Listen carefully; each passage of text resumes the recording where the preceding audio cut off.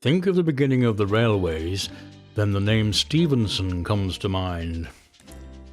George and his son Robert were early innovators, George laying the tracks and bridges, Robert making the engines. But they weren't the first.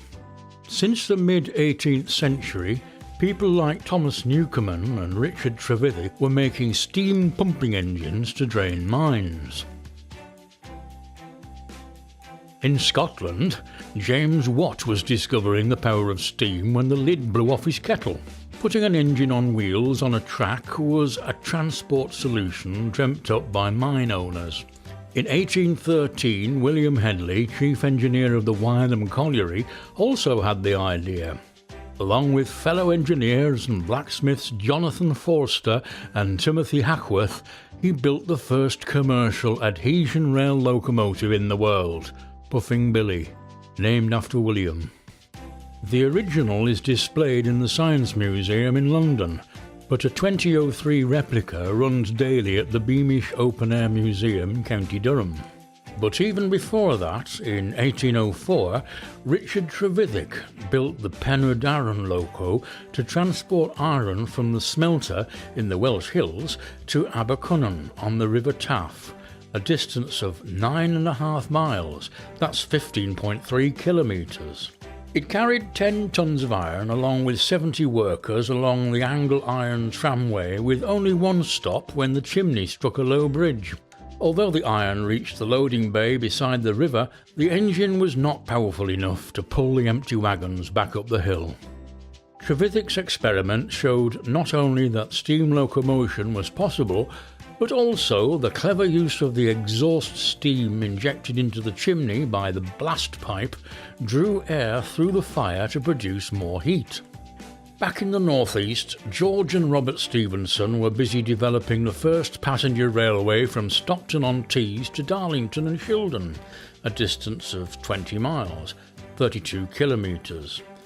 In 1825 they rolled out their Locomotion No. 1, to much excitement.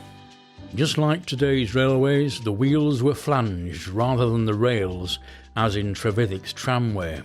Its vertical cylinders and beam connecting rods seem quaint today. The driver was positioned on the running board on the left to operate the valve gear.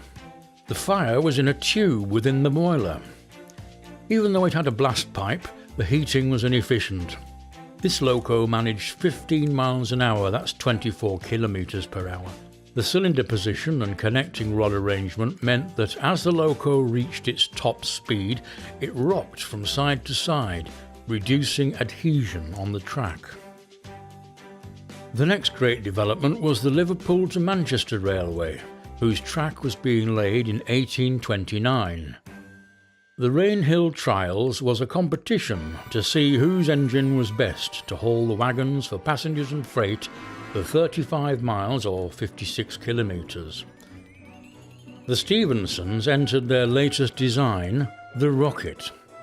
Its cylinders at a 45-degree angle and simple connecting rods driving a single pair of wheels solved the swaying problem of earlier engines. Although not a Stephenson invention, the use of a separate firebox with 25 fire tubes through the boiler improved the heating efficiency. Finally, the blast pipe drew air through the fire to increase heat. The driver and fireman worked alongside each other. This will become the pattern for future steam engines. At the competition, people watched in amazement as the Rocket beat all the others for speed and endurance. As a show-off, Robert took the engine alone up to an amazing 32 miles per hour, that's 52 kilometres per hour. The Stephensons won the contract to build the locos to operate the service starting the following year. On the opening day, the great and good gathered to see the spectacle. The Prime Minister, the Duke of Wellington, later to oppose rail travel, rode in a special carriage. My father told me as a youngster that Parliament was a place of crooks, liars and failed actors. I'm not sure which of these best described William Huskisson, MP for Liverpool, but he became the first railway death when he tried to deliver a pompous speech to the Duke from the trackside during a water stop. He didn't see the rocket coming the other way on the next track until it was too late. He was crushed beneath its wheels. The rocket was an experimental engine. Although it ran on the Liverpool to Manchester for 4 years, it was sold off to work the Brampton to Carlisle Railway. It became the test bed for further modifications, even at one time having a pair of rotary engines fitted. By 1862, having outlived its usefulness, Lord Carlisle donated the engine to the London Patent Office, later to become the Science Museum. Since then it has been preserved in its then condition, quite different from its glory days at the Rainhill Trials. As part of the Great Exhibition of the North, it is now on display at Newcastle's Discovery Museum until September 2018. Steam loco development continued apace. The Derwent was built in 1845 for the Stockton and Darlington. It is a much more substantial engine, but still shows the influence of the earlier rocket.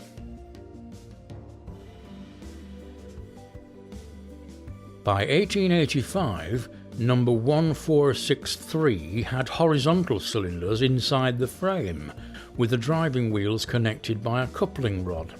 Further refinements continued until the pinnacle of steam engineering in the 1930s, 100 years after the rocket.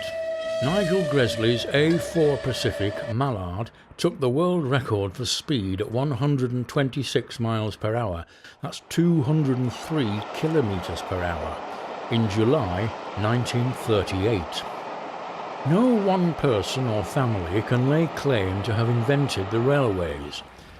Even today, train design is a collaboration with a coming together of design, materials and cost. The latest train sets destined for use on the London and North Eastern Railway from December of this year are the Azuma, built in Newton Aycliffe, County Durham. The new higher speeds will shave 22 minutes off the London to Edinburgh travelling time. Train operators hope to increase frequencies and passenger capacity by 28%. There will be 65 trains with a dedicated maintenance depot in Darlington. Tests and driver training are already underway at Edinburgh. Almost 190 years after the rocket chuffed into the history books, the quest for speed and endurance on the rails continues.